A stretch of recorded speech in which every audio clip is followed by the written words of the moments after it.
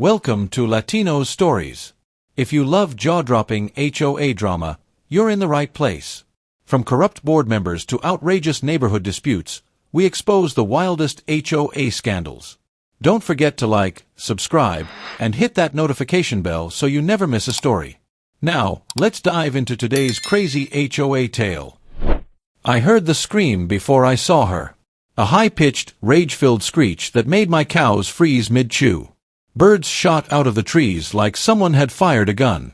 You need to remove these disgusting creatures, right now. I turned from the fence where I was fixing a broken post, wiping my hands on my jeans. There she was. Karen. Short, platinum blonde bob, oversized sunglasses, and a pastel pink jumpsuit that looked wildly out of place on my farm. She was standing just outside the gate, face twisted in disgust, pointing a manicured finger at my cows like they were diseased rodents. My prize-winning Holsteins, Belle and Daisy, just blinked at her, tails swishing lazily. "I'm not moving anything," I said, keeping my voice calm. "This is my land." Wrong answer. Karen lunged at the gate, shaking it so violently that the metal clanged against the post. "I just moved into that house over there," she shrieked, jabbing a finger toward the overpriced suburban development that had been built just beyond my pasture. "I paid a lot of money for my home, and I refuse to live next to," she made a gagging sound, waving her hand dramatically at the cows, "these stinking animals." I crossed my arms. "Well, Karen, this is a farm. Cows tend to come with the territory." Her face turned redder than a ripe tomato. "I will get you shut down, do you hear me?" "I know people." That made me grin. "That's so. Big mistake." Before I could react, she grabbed the chain securing my gate and yanked it open. My cows, startled by her sudden movement, bolted straight toward her. And that's when the real fun began. Karen barely had time to gasp before 1,500 pounds of startled bovine charged straight at her. "Ah!" She turned on her heel, trying to run, but her ridiculous designer wedges weren't made for the uneven dirt path of my farm. Her ankle wobbled. Her arms flailed. And then, splat. She landed face first into a fresh pile of cow manure. The sight was glorious. Belle and Daisy, my two lead cows, skidded to a stop just inches away from her, nostrils flaring as they stared down at the shrieking mess on the ground. The rest of the herd slowed behind them, their big, curious eyes locked on Karen like she was some strange new farm creature. Karen pushed herself up, spitting and gagging. You, she stammered, wiping her face with her perfectly manicured hands, only to realize too late that she was smearing cow poop all over herself. I bit my lip to keep from laughing. "You okay there, Karen?" Her head snapped up, eyes burning with rage. "You did this on purpose." I leaned against the fence, crossing my arms. "Actually, you let the cows out. They just did what cows do." Her hands balled into fists, shaking with fury. "I will sue you. I will call the police. I will." Suddenly, Daisy bent her head down, sniffing Karen's hair. Then, in one swift move, she licked the entire side of Karen's face. Slurp. Karen froze. Her scream caught in her throat. Her entire body twitched in pure horror. That's when I lost it. I doubled over laughing as Karen scrambled to her feet, gagging like she was about to vomit. You. I have diseases now. I need a doctor." I wiped a tear from my eye. "Relax, Karen. It's just a little cow slobber." Her eyes darkened. "This isn't over." She spun on her heel, stomped toward her car, then slipped again, landing hard on her backside. This time, she didn't get up right away. She just sat there, breathing heavily, shaking with rage. Then, without another word, she snatched her phone out of her pocket and started dialing. A bad feeling settled in my gut. This wasn't just some petty neighbor tantrum. Karen was about to escalate this to a whole new level. And I had a feeling I wasn't going to like what happened next. Karen's fingers stabbed at her phone screen with pure, unfiltered rage. I dusted off my hands. "Calling the cops, are we?" She shot me a venomous glare, manure still smeared on her cheek. "I'm calling code enforcement." I raised an eyebrow. "For what?" "Owning cows on a farm." "Oh, you'll see," she sneered. Then, into the phone, she whined, "Yes, hello? I need someone out here immediately. I'm being attacked by a farmer's filthy animals. Yes, cows. And he's violating so many laws, I can't even count." I snorted. Violating laws. She had no idea what she was talking about. But she wasn't done. He's running an illegal livestock operation right next to a residential area. The smell is unbearable, and the noise. The noise. My children can't even sleep. You need to shut him down. I frowned. This was beyond ridiculous. Not only had my farm been here long before her overpriced suburb even existed, but I had all the proper permits. Phil. I didn't like the way she said shut him down. Karen hung up and grinned at me like she had just won the lottery. "Enjoy it while you can," she sneered. "Because soon, you and your nasty cows will be gone." I smirked. "You might want to go home and clean up first." She gasped, looking down at her manure-covered jumpsuit like she had just now realized how bad she smelled. With an ear-piercing screech, she spun toward her car, yanked the door open, and flopped down onto the driver's seat, still covered in cow poop. Her whole body stiffened. Then she screamed again. For the next 2 days, I didn't hear a peep from Karen. No screaming.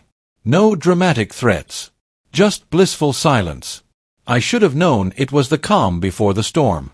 On the morning of the 3rd day, I was out feeding Belle and Daisy when I heard the crunch of tires on my gravel driveway. I turned to see a white city truck pulling up. A man in a stiff button-up and khaki pants stepped out, holding a clipboard.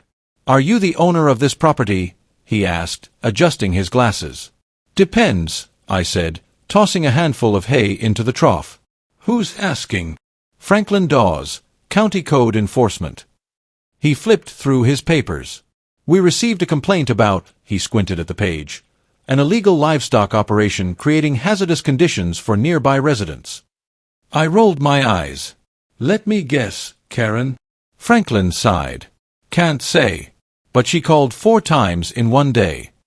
"Of course she did." "I'm just here to conduct a routine inspection," he said. "Shouldn't take long." I nodded. "Be my guest." Big mistake.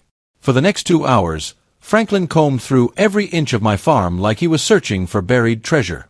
He checked the fencing, the feeding stations, the barn, even my compost pile.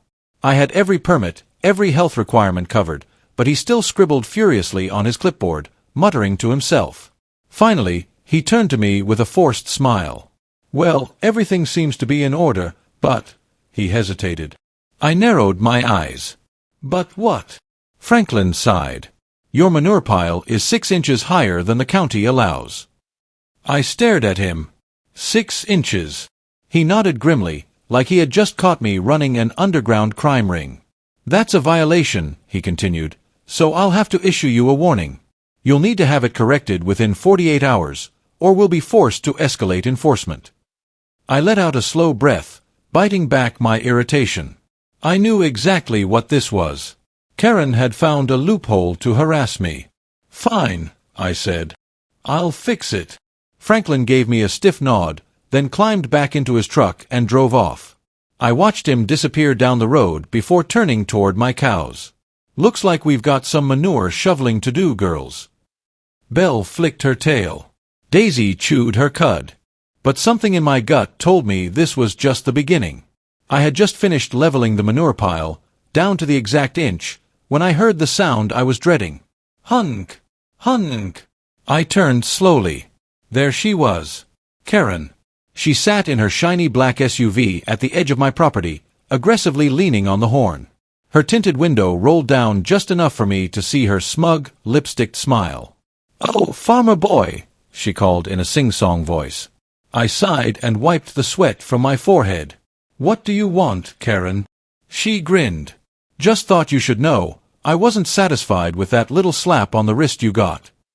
I frowned. "You mean the manure pile violation?" "Yeah, fixed it already." "Nice try." "Oh, I know," she chirped. "But see, that was just phase 1. Something in her tone made my stomach tighten. Karen held up her phone and wagged it mockingly. "I may not be able to shut you down on my own, but I did a little research. And guess what? Her smile stretched wider. I found more complaints. I narrowed my eyes.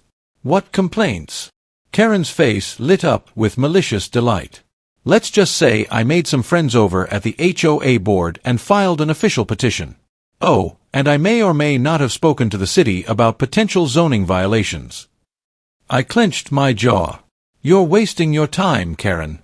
My farm is zoned agricultural. I have every permit I need. She smirked. For now. But I have a whole list of concerns, and if even one of them sticks. She blew me a sarcastic kiss. Say goodbye to your filthy animals. I was about to fire back when I heard another vehicle approaching.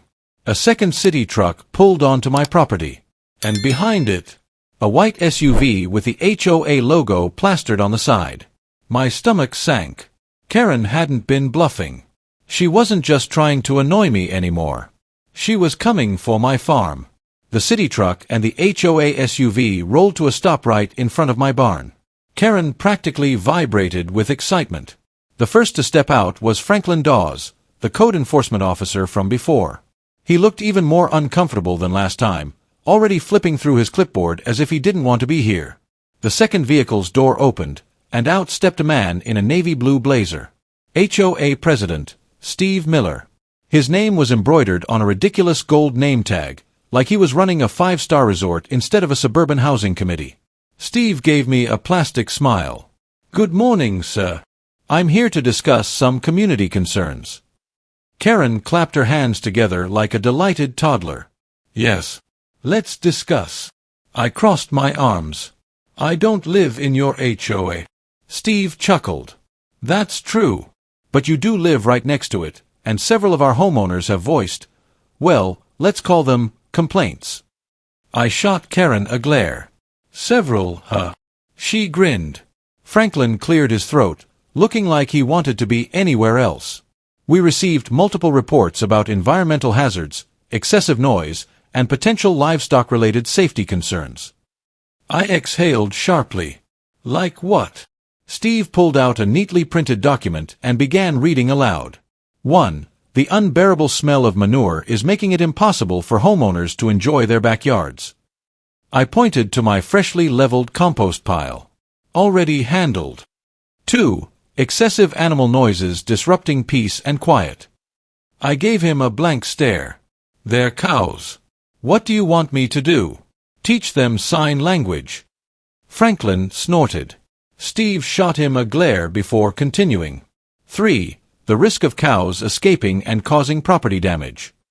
I turned to Karen. You mean like the time you let them out? Her smile dropped.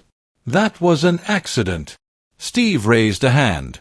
Look, I understand your frustration, but the fact is, the city is considering rezoning this area. If that happens, properties like yours may no longer meet the necessary agricultural standards. My stomach tightened. Rezoning. Franklin rubbed the back of his neck. It's just a proposal, for now. But Karen beamed. Because she knew exactly what she was doing.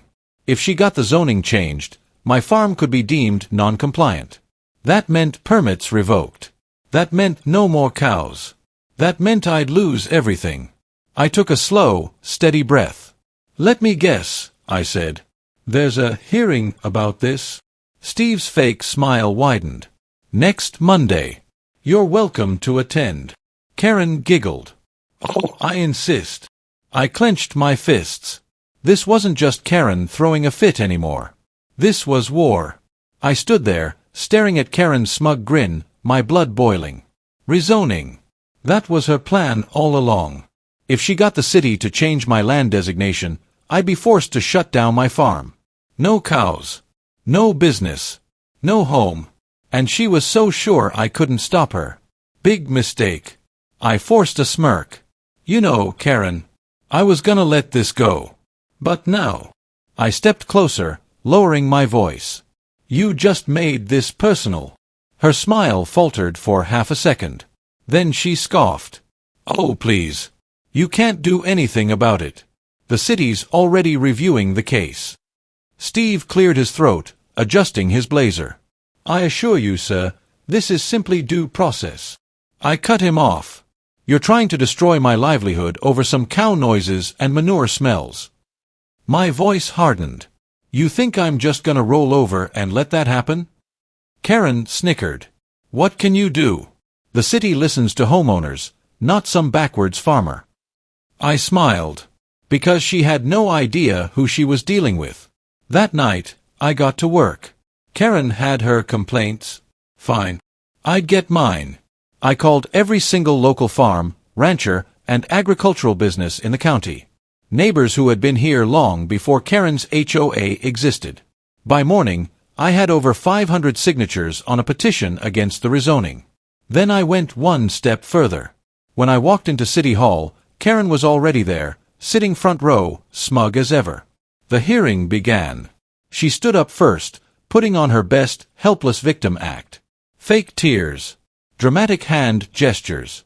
The whole performance. Then it was my turn. I calmly handed the city council my petition, the news articles, and a binder full of public outrage. Then I dropped the bombshell. I also have evidence that this HOA, specifically Karen's property, was built on a restricted floodplain through questionable legal loopholes. If we're talking about violations, maybe that should be investigated. Karen's face went ghost white. The council members whispered to each other. Steve Miller's forehead glistened with sweat. The tables had turned. Karen was banking on the city siding with her rich suburban friends. But what happens when the public gets involved? I sent an email to 3 local news stations about a wealthy HOA attempting to destroy historic farmland.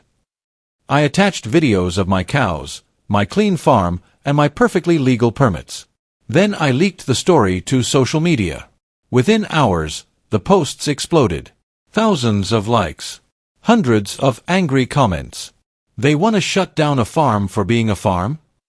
Karen needs to be stopped. Hope the city council is ready for a war. It was only a matter of time before the news vans rolled in. The hearing was set for Monday. By Sunday night, I had one last ace up my sleeve. I dug through public records and found something glorious. Karen had been screaming about my cows being illegal. But guess what? Her house. Built inside an old floodplain. Meaning, it wasn't supposed to be there. The HOA had illegally lobbied to get that rule ignored when they built the neighborhood. So if Karen wanted to play dirty, I'd bury her. When I walked into City Hall, Karen was already there, sitting front row, smug as ever. The hearing began. She stood up first, putting on her best helpless victim act. Fake tears. Dramatic hand gestures. The whole performance. Then it was my turn. I calmly handed the city council my petition, the news articles, and a binder full of public outrage. Then I dropped the bombshell. I also have evidence that this HOA, specifically Karen's property, was built on a restricted floodplain through questionable legal loopholes. If we're talking about violations, maybe that should be investigated. Karen's face went ghost white. The council members whispered to each other. Steve Miller's forehead glistened with sweat. The tables had turned. And Karen knew it. The room fell silent. Karen's face twisted in horror as my words sank in. The smugness, gone. The superiority, vanished. She shot up from her seat. That's a lie, she screeched. My house is perfectly legal. I smiled. Then you won't mind if the city opens an official investigation into how your neighborhood got built on a restricted floodplain. The city council members exchanged glances. One of them, an older woman with sharp eyes, cleared her throat. Mr. Miller, she said, turning to the HOA president, is this true? Steve visibly paled. Well, he stammered, tugging at his collar, the circumstances of the initial zoning were. A yes or no will do, she interrupted. Steve gulped. Technically, yes. The entire room gasped. Karen froze. Her head snapped toward Steve, eyes burning with pure betrayal. You idiot, she hissed. You said they'd never find out. Steve flinched. The councilwoman leaned forward. Let me get this straight. You've been harassing a legal farm while knowingly violating zoning laws yourselves. Karen's mouth opened and closed like a fish out of water. The head of the city planning board sighed loudly. I think it's clear that we have bigger zoning concerns than Mr. Farmer's cows. He shuffled some papers. Motioned to dismiss the rezoning request. A chorus of ayes rang out across the room. Bang! The gavel slammed down. Karen's entire scheme, dead. Karen stormed out of City Hall, face bright red, fists clenched. She refused to make eye contact as she pushed past me. I grinned. You look stressed, Karen. Maybe a nice glass of warm milk would help. She let out a sound somewhere between a growl and a scream before stomping to her car. Steve wasn't far behind. He muttered something about damage control and vanished. And just like that, the war was over. Within a week, the news broke that the HOA was under investigation for illegal zoning approvals. Homeowners were furious. Their property values in jeopardy. Karen. She tried to lay low. But after months of harassing me, the internet wasn't ready to let her off easy. Memes flooded social media. Karen tried to cancel cows. Cows canceled her first. Justice is served, with a side of fresh milk. And my personal favorite, a photoshopped image of Karen, crying, with a cow holding up a "You mad?" sign. A month later, Karen's house went up for sale. Rumor had it, she was moving out of state, probably somewhere without cows. I made sure to drive past her house one last time, tipping my hat as I went by. And as for my farm, still standing, still thriving, and my cows, still mooing, loud and proud. If you enjoy this story, comment, like and subscribe to this channel for more Karen drama.